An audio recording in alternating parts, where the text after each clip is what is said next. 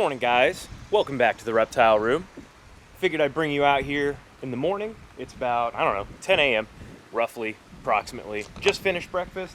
Time to bring out all my animals, get them some food that are outside.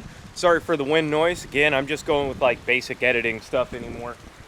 And I wanted to talk to you guys about my two outdoor enclosures. I've got the big Ronnie one over here, and I got this one over here, which has our blue-tongued skink in it. And let's go check out Ronnie's first. Let's see how he's doing today.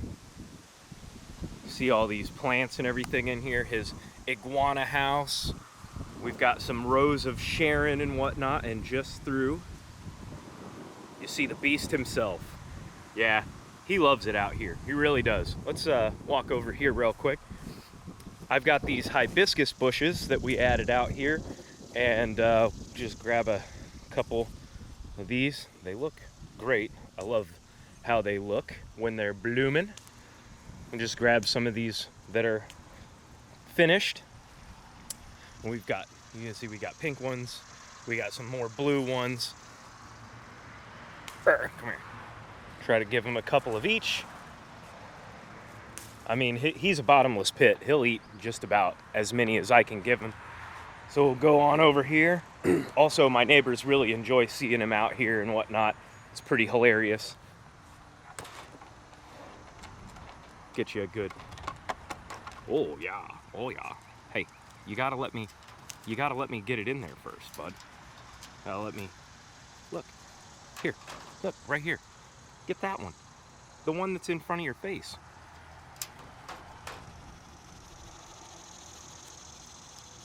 There you go. He prefers the ones that are in my hand. Let me get him to run to the other side. He made me drop some. Here, eat this one.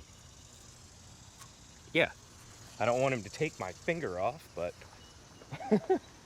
Okay, I gotta, let me see here. Let's see. Here, get his attention over here. We'll get him to jog down here. Come here, Ronnie.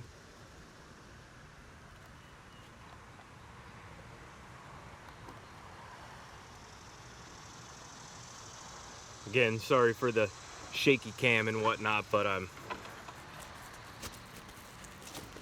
doing this all on my own.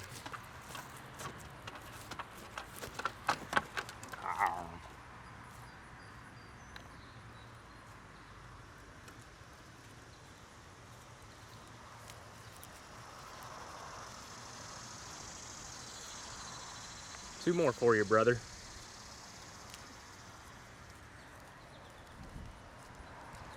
Yeah, he is just digging it out here. Look at how big he's getting. Look at that. He just came out just a little bit ago, so he's still gonna be getting warm and whatnot, but he's gonna change color throughout the day. I'm gonna stand on this side since we have natural lighting over here and get him to come down here again. Come on, buddy. Look at him. I just like how he looks pretty intimidating as he comes over, but he really is just a big puppy dog, aren't you? I mean, my wife did get chomped on the leg by him, what was it, like a year or so ago? Anyway, let's talk about this enclosure a little bit. So this thing is enormous. It is 16 feet long this way. It is 8 feet tall, and we are 12 feet on this side here. Each one of these panels here is 4 foot wide, and I've got everything assembled here, like, you know, sandwiching all these pieces in here so that he can't escape. And then up here on the top, you can kind of see what we've done. I've got some shaded area over here so that he isn't just full sun all the time. He has all the options for everything. When I find when it gets like super hot out here, he'll go hang out in his little box anyway. But that's cool, you know, it's whatever he wants to do. You know, it's his own world out here. We've got this ramp to get up here. I added all these rows of Sharon bushes out here. And he's got 3 of those, which also, as you can see, has started to bloom. So as they bloom along here, he'll just grab those out and start eating them. And normally I don't really feed him while he's out here. I know that sounds mean, right? I don't really feed him. However, he eats all of the natural stuff. He's a vegetarian, obviously, eating these flowers. So he just gets to eat whatever he wants. He'll come along here and eat all this, eat all the grasses and some of the broadleaf stuff. But this is a good view of him over here. Look at him, looking all majestic. I dig it. I really enjoy him out here. I much rather enjoy him out here than inside in his enclosure. But, you know, up here in the Midwest in Ohio, it does get cold in the winter, so he's got to go inside, and he's got his big enclosure inside. Some other things about this enclosure: if you didn't watch my series on how I built this and got it all working and put together, you got to go watch that. That's actually going to be linked at the end of this video. But this goes 3 feet down into the ground. I've actually rented a trenching machine so that I could dig down. I put a base layer of rock down there, and I buried this because I just don't want, you know, not just for the stability and whatnot as far as a foundation is concerned, but I also just didn't want him to be able to, you know, like dig his way out and get out from under, you know, get out. I didn't want him to get out. So he's never going to be escaping from this. And as you can see, he's all locked in here and whatnot. And this door always needs a little bit of updating. I had to do a little bit of grinding and whatnot on it so it would close and open up correctly. But there isn't like a base layer down here. I know in Florida they have the laws stating that you have to have like a concrete floor and whatnot. I don't have that going on here because we don't have those same sorts of laws for these guys over here, wherever he is, as if I'm pointing. There he is. So some other things, like not only in his little hut does he just have protection here, but we've also got him controlled out so that he's got a heat. It's just like a couple of pieces of regular flooring tile, which I put some heat pads underneath, and he'll go in there, and I keep that set to, what do I have it set at right now? 80 degrees. So at night, you know, he can go in there, and if it drops down too low, he's got it nice and warm. You can see I've got a little sort of air cushion going on there. And the doggles, not a big fan of the camera, but they don't even seem to pay any attention to Ronnie anymore, which is fantastic. And that was one of the goals that we had with these. But you know, Ron, what do you think? He is definitely putting on some size and whatnot anymore. Look at these spines all along his back. And then his face, you know, the rhino, that's how they got their name, is these horns on his head. You see that, Ronnie? Yep. He's a good boy. He's definitely a good boy. So let's go check out the other enclosure, and I'll give you a little bit of information about it. We have our blue-tongued skink, and if you follow me on Instagram, which you should, at Herpesaurus Rex, you saw that my wife had put him out here, and that's actually the second most viewed reel that we've got going on now on my channel, which is great. So give me just 1 second here. I'm gonna open this up because I've got a couple of different latches on it. All security. And then I'll pop this guy down. And this guy. All right. So this is how I got it open right now, just propping up some stuff. This side of the enclosure has our pond filtration system in it. Can you see that down in there? Just a couple of canisters going up here. I've got power going on in it, and you can see this has mesh, the same sort of mesh that's on this top here.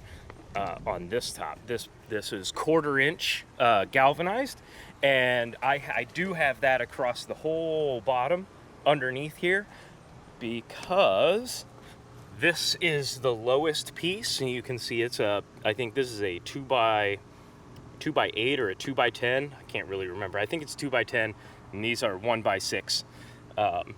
So I stapled all that in there, and now we'll just take a quick little peek, and then I topped it all off with the soil and whatnot. Let's see, which side is he in? Can't really see him. Let me rustle him up real quick. We'll get him to poke his head out. I'm actually climbing inside here, and let's see if I can't get you a decent little view. Hey, bro. Hi, bro. Here. Why don't you come on out? Yes. Okay. Let me close this back up so I can bring you and show you what he's doing. There's our blue-tongued skink. He's doing really good. We put him out here so that he could climb around, enjoy the sun and everything, and lose a little bit of weight because he's a bit of a chonk, which is totally fine. It looks like he's lost quite a bit, which is good, but he can forage and explore everything out here. You know, they're a pretty fun lizard because they eat just about anything that you put in there, which is always nice. Let me get you a better view here. Hi, buddy. You gonna poke your tongue out? I hope that's in focus. It's hard for me to look at the camera and everything. So this whole thing is 8 feet long and 4 feet wide, and it's great. Definitely great. When we first got him, he was inside in a smaller, like 40-gallon. He was in the smaller 40-gallon sort of front opening enclosure, which is totally fine. But we wanted to give him the opportunity to come out here. If you remember last year, this was where we had the plated lizards. And since they're all separated right now, we just didn't want to put them out here. But my wife keeps this up to date. She keeps it nice and, you know, sorted out, which is great. I like that she gets involved with it. She is actually the one who coordinated getting this animal and everything. And we're able to, the previous owner was like, as long as you can give him a good home. And look at this. I mean, I don't think that there's any doubt in anyone's mind that we have given this animal the best possible home. In fact, challenge me. I want to know, does anybody else in the Midwest have any sort of enclosure, outside enclosures that are even close to what I'm providing? Drop me comments down below. Let me know what you guys think. And then I hand dug this whole pond, and its deepest spot is 3.5, almost 4 feet deep. And unfortunately, we've developed a little bit of a leak, but that's because of these stupid moles and voles and garbage like that. So not really happy, but I'm gonna have to more than likely pull the fish back out of here, take all of the interior, the rock and everything back out, and then put a new liner in. And while I'm doing that, I'm most likely gonna be making it a little bit bigger. Greg Whitstock should hit me up, maybe send a kit down here, give me a deal on a kit. I've been looking pretty good. And it's gotten a little bit darker, a little more algaed up and green, which is why I want to look into those kits and whatnot. But you can see we've got some of these fish that you saw at the very beginning are enormous. They're way bigger than you'd think. I think the big white, I don't know if it's that one, maybe it's this one over here that's about to come back up. But he is enormous, probably something like 8 inches long for our largest one. And then this is a first. We've never had 2 lilies going at the same time, which is just great. I really like it. This is the best this pond has been doing. Oh, we've got a third. There's a third one over here. Or maybe that's the old one from yesterday. They open every morning, and then they close in the evenings. And I'll just show you my favorite seat. All right, what a view. What a view here. This is my eye line, and we've just got, I've got our dogs out here chilling. We've got Ronnie hanging out in the background. We've got this enclosure, which would not be left open like that with the dogs out here. But since I'm here, keeping an eye on it, no danger. But it's just so cool to be able to sit here, look at my pond, see Ronnie chilling out in the background, watch the blue tongue get more comfortable and whatnot. And yeah, I just really dig it here. It's so nice. That's a little bit of an update on these big enclosures. And I don't know that I'm gonna build another big enclosure outside, but we might do something maybe next year. Again, I've just been trying to take it easy, enjoy the stuff that I've got going on right now. Just because building new stuff all the time is expensive, and it just gets out of hand real fast. You know, obviously I don't like to do anything small. And when we got Ronnie as a little hatchling guy, we knew that we were going to be building something big like this for him. And so we did. You know, this is the whole goal, and he's going to be able to enjoy this. And I don't know, if we ever were to move again, we would do something at least as big, if not most likely. If you guys know me, I go bigger every single time. Any chance I get. Sorry, just keeping an eye on my other enclosure back there. But yeah, so I hope you guys enjoyed this little episode and this update. This is definitely what this enclosure is going to be looking like for the rest of the time. I don't get in here and mow, but I do have, if you're interested in how I maintain this with him in here, you know, let me know. Drop some comments down below and I'll share with you. I don't use normal like lawn mowers and whatnot, so I can share with you some tools that I use specific so that, you know, nothing bad happens to these guys. That's the last thing I want, is for anything bad to happen to this big behemoth here with those big old toes. He's such an interesting animal, and if you guys ever had the opportunity to, oh, a little head shake there, huh? A little head shake. He'll bob his head and whatnot. There's supposed to be some like storms coming in this evening.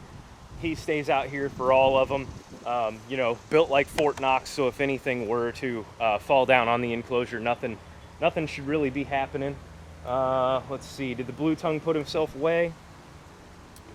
Yeah, he's tucked back down in this side here. You could just see his stanky leg hanging out. Probably get him some little cat food treats. Those are some of his favorites. But yeah, if you guys like this episode, just drop a like, comment. Don't forget, if you're not subscribed, go ahead and subscribe. And let me know if you guys want to see some more details on how I keep the animals out here and maintain these enclosures. This one's pretty straightforward. We just kind of like pull the weeds out and whatnot.